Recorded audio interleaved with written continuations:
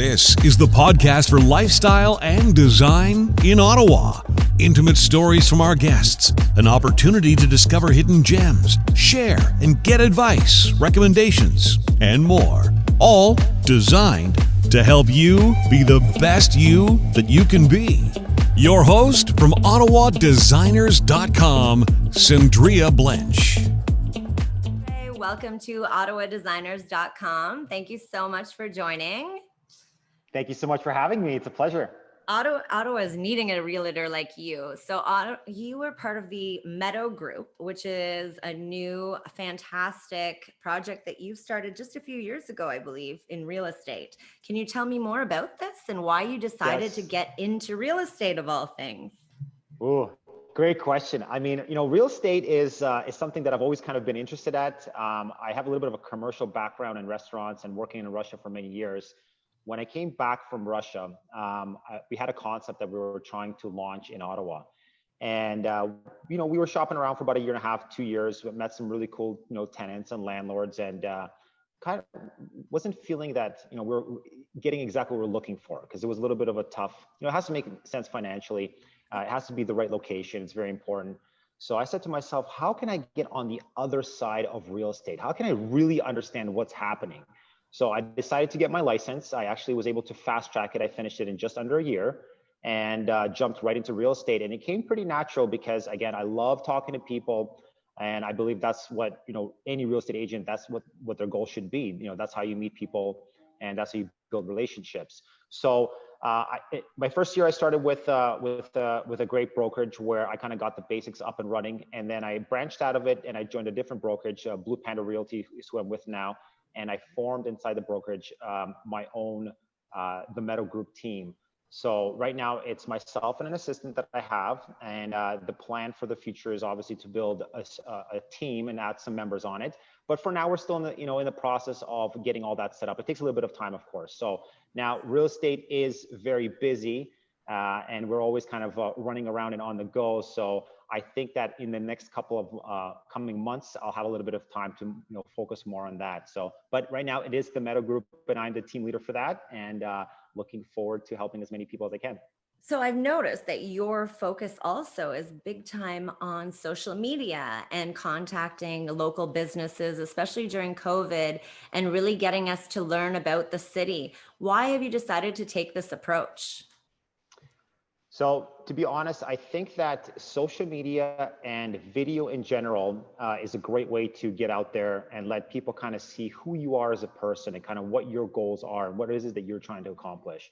Now, especially during COVID, when it first started, a lot of people, went back to, heavily relying on the internet, and all the information is there. So I thought to myself, I said, I really got to capitalize on this opportunity.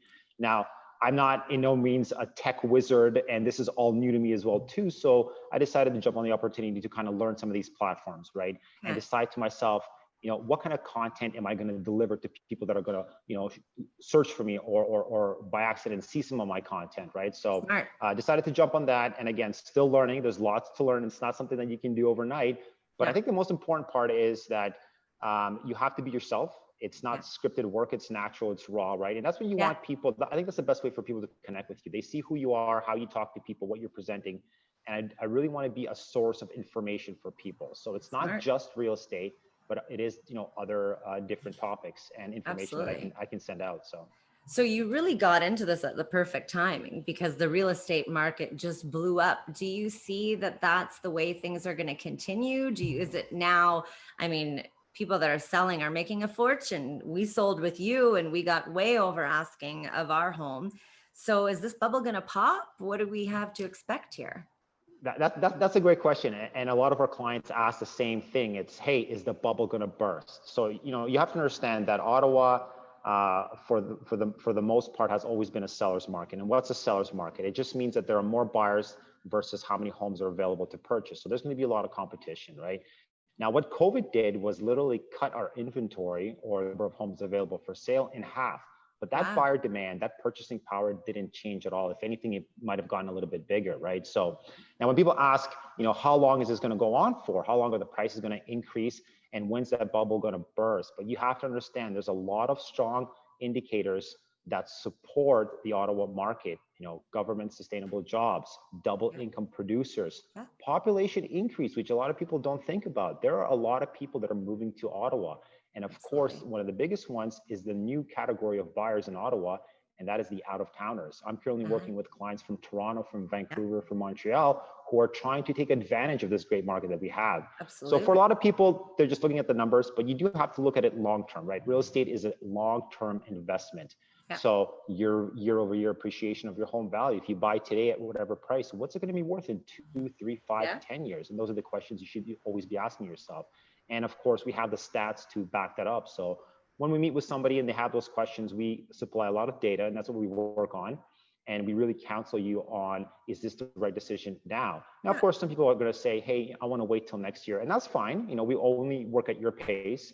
We never kind of want to push you into anything you're not ready for. But we do have to warn you that, you know, if the last 5 years have shown an increase of, let's say conservatively 5, 6, 7% year over year, that's how much more you are going to pay for a property next year on top of the competition you're already dealing with today. So are there areas in Ottawa that are real hotspots that are up and coming that if people are from out of town or even in town looking to invest, that they should be buying, maybe a second home, maybe a small duplex, things like that? That's the beauty of the Ottawa real estate market, is there's an option for everybody, right? It's not just one area in Ottawa. I mean, of course, there's most of the traffic right now is in the West End. So you're looking at Canada, Barhaven, and Stittsville, which have always been the hotspots in Ottawa. East End, where I'm from, where I live in Orleans for the last 5 years, is also booming. A lot of developers are now buying out that farmland or existing land, vacant land, and they're building. Now, remember, the builders can only build at a certain amount of rate, right? So they can't go too fast. They can only build so many houses, and they have to satisfy that demand of that growing population, right? But now the beauty of Ottawa, not just Ottawa, is that we have surrounding areas. So you'd be surprised, little rural pockets like Calabogie and Renfrew and Carleton Place, and there's a lot of options. And when you go and see what's happening there, the opportunities exist as well too, right? So there's definitely something for everybody, and that's what I really like about this market. So now, if you're a new home buyer, you've never owned a home before, and you're looking to figure out how much do you really need to have in the bank for a deposit now? I know before, if you were a first-time homeowner, it seemed easier. Is it still as easy? How much of a deposit do people need? So this is where it's actually one of our first steps. So when I meet with somebody, I will refer you out to a mortgage broker, and I work with someone exclusively. Her name is Erica Vincelli with the Mortgage Advisors. And she is a great person to sit down and go through that first step, that process, that very important process. Because you got to understand a lot of, with you.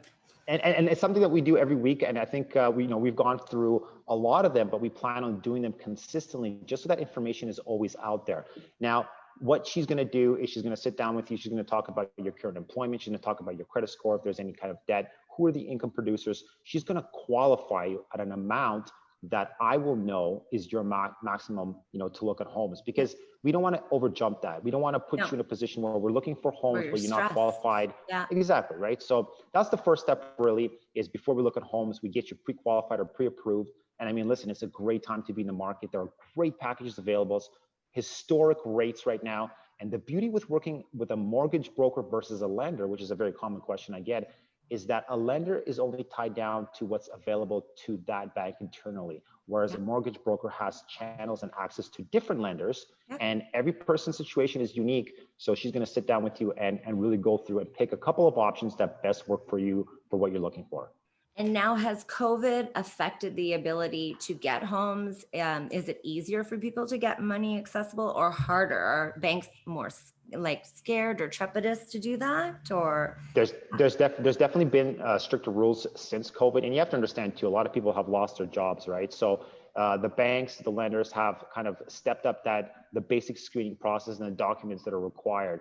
But you have to understand, it's a small percentage. You're still very, the funds are accessible there. And again, those mortgage options exist because they want you to be qualified. So definitely an option. And again, listen, the most recent podcast that I did with Erica was, we talked about alternative lending. It's not just your A banks, your top 5 banks. There are different options available. We have alternative lenders. We have private lenders. There is always a situation for you. A lot of buyers are discouraged or scared or uncertain, thinking that, hey, you know what? I don't qualify for this. There's no way I can purchase a house. That's what Erica is there for. She's going to talk to you about the different options. And our goal is for you to get for you to get qualified, and for me as a realtor to find you a home. And that's the Medow podcast that you have with Erica, that I've seen her on it many times. Actually, I love following it because she has such great information. It is the Medow podcast, correct? It's called the Market Beat, and it's a weekly podcast that we do. And we literally go through random topics and feedback that we get from a lot of people that reach out to us, and we put it together in a 15-20 minute podcast, and just shoot that information out. We do everything on Facebook Live. Okay. And we like that approach because everything is virtual right now, right? So I would love to sit down with Erica or any of my guests face to face. Unfortunately, we can't do it right now, so we have to respect the rules and respect what everybody's feeling. But sending this information out virtually, having it live, and then giving the people the ability to watch that at their own convenience, we think is the best way to go about it. So now I'm going to switch topics, and I'm going to get more in depth with you, because I'm really impressed with how you've taken on this new career, and you're a real expert in the field. I was so proud of how you handled our sales. So what advice would you give your younger self to find this niche that you've discovered for yourself? And you seem to be in the exact right place for your life right now, with a beautiful family, 3 kids, a wife. So what changes in your life made you get here? What changes? What did you learn? Like, what advice would you tell your younger self to say, this is the career for you? This is how you're going to get there. What would you give yourself? Just talk to people and get out on jump on any opportunity that's there. A lot has changed, right? A lot has changed in terms of how we can talk to people, but it doesn't mean that the options are less. If anything, the options are more. Get creative. Talk to people. You'd be surprised with a couple of questions, and most importantly, listen, because everyone has a different story, right? So this is one of the reasons too why I decided to do all these podcasts, is because I wanted to reach out to people in a different way. And I totally respect that everybody might be going through a harder time than before, and most people are, businesses, individuals, you name it, it yourself, right? So, yeah. But I think it's a great way just to reach out and find out, how we can help them. Because that's really the goal of what I'm doing, is to get some exposure for you to see how we can help your situation. And, we'll do our best for that. So definitely talk to people. Your advice is talk to people, say yes more, don't turn down opportunities, take chances. Exactly. All right. So, and now any things that you would avoid? What would you cut out of your life much sooner, and in order to find your dreams and aspirations a reality? I think the hardest thing with real estate is to be organized. That is the hardest thing. So you're going to go through a transitional period where you have to really get strict in terms of your schedule, right? Okay. I have a family. I have 3 kids. Just like you understand how hard it is to be, and you have to put a lot of time. Multiple times. So it comes down to, there's only an X amount of things you can handle. So one fault that I do have is sometimes taking a lot of things on myself and getting lost in the details. I'm definitely a victim of my own head. And I think a lot of people are guilty of that. But like I said, it's a day by day with real estate. It's really being organized, and it's making sure that your clients are getting that attention that they need, because they're referring, they're coming to us for us to help them, right? So we got to make sure that we can give them exactly what they're looking for. So definitely organization. Organized.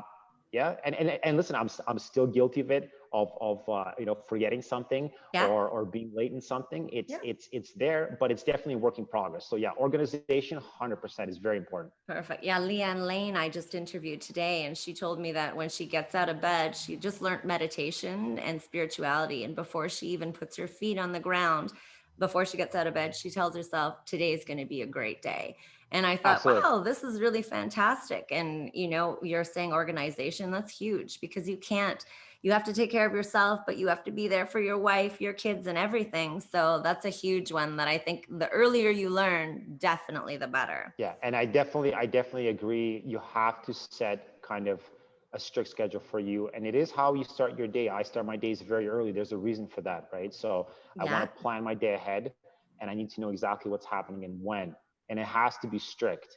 And, you can choose to do it differently. And I know a lot of realtors that get out of bed at 9 a.m, and then they get to the office by 11, and their brain only starts working at 12. And if that's how you want to do it, that's fine. For me personally, I need to be up and early. I got to be ready to go, and I got to give it my best. I got to give my 100%. So rise and shine. The early bird Absolutely. gets the worm. Absolutely. Early bird gets the worm. Absolutely. Absolutely. Perfect. So now for health and wellness, you're in super great shape. What would be your 2 or 3 keys to staying healthy during this COVID and not gaining the COVID-10 university pounds that you get? Absolutely. Listen, you have to work out. You got to burn those calories. You got to burn that stress. It builds up on everybody. We're all living a time that nobody was prepared for. It's going to take us some time to get used to it, right?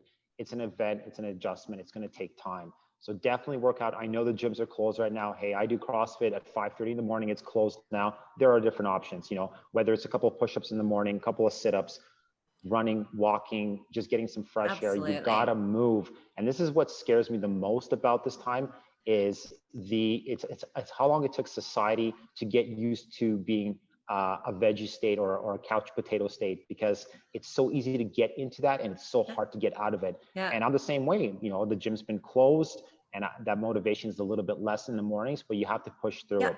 Walk, be healthy, exercise. You have to. I agree. So now, you being a realtor, the fun questions are going to be easier for you. Are you ready for a little countdown of questions? I hope so. So. Let's go. So your favorite street in Ottawa? Favorite street in Ottawa for homes? You mean for the different styles of homes? Favorite street in Ottawa, like as in. I'll be honest. I grew up working on Elgin Street for many years, so I have to say Elgin Street and the market for me are still the go-to. And if anybody that comes to Ottawa that has never been there, that's where I'm going to direct them. Right? It's not just the housing that's nearby. It's the canal. It's the shopping. It's the restaurants. It's the bars. So for sure, it's a staple in Ottawa. Elgin, the bar market, 100%. Favorite restaurant? Favorite restaurant. To be honest, I can't say I have a favorite restaurant. I love jumping from restaurant and trying new stuff. Okay. A few that stand out? Let's see. A few that have stood out. I mean, I do Foodie Fridays. I know. Friday, so I review, and it's not about picking one that I like. It's more about. So you like to move around, variety. I like to move around for sure. Variety, 100%, because there's always something different in every single restaurant. Even if it's the same type of kitchen, right? It's the decor. It's the presentation. It's the ingredients they're using, where they're coming from. So, I mean, I have that background in the restaurant. I'm the first guy that comes in and I'm peeking in the kitchen. Yeah. I want to see what kind of equipment you're having, right? Absolutely. Where are the freezers, where the fridges. So I can't clean? Say of course, is it clean? And again, that's part of the whole atmosphere of a restaurant. So it's not one restaurant for me. It's definitely whatever chance I have to explore something new. Now, if it happens that I come back a second or third time, that's just because you've done your job right and the food is great, and I'll do everything to promote that. But definitely love to jump around. Yeah. Perfect. Chocolate or vanilla? Chocolate. Favorite color? Blue. Sucker for blue. All right. And as much as I try to do something else, I'm always still pushed towards blue. I don't know why. Blue. And the last and final question is the most embarrassing moment that you can think of off the top of your head. Most embarrassing moment. And trust me, I've heard some bad ones. Most embarrassing. I guess with real estate, showing up to a showing and not being able to figure out the old school locks and how they turn to get the key out. And I've had a couple of those, and again, I was warned about this, but I remember there was this one key, this one lockbox, and it was super old school, super hard to turn, and I couldn't figure it out. And I had to call the agent, and it took me about 15 minutes, but you know what? We eventually got it open. Lesson learned, but you know what? I look back at it now, and I kind of laugh at it. It's pretty funny. Good. So. Well, thank you so much. And congratulations with the amazing career in the Medow Group and the podcast. I'll be listening all the time and probably guesting on again. Absolutely. And hopefully you'll come back as well. And thank you for the great advice. Obviously, we're going to take it into effect. Be organized, stay positive, say yes, don't say no, take chances, and follow your dreams. Thank you so much. Thank you so much for having me, Sandra. Really appreciate it. How can people reach you? Also, quick, how can I reach you? Listen, guys, check out themedowgroup.com. That's my website.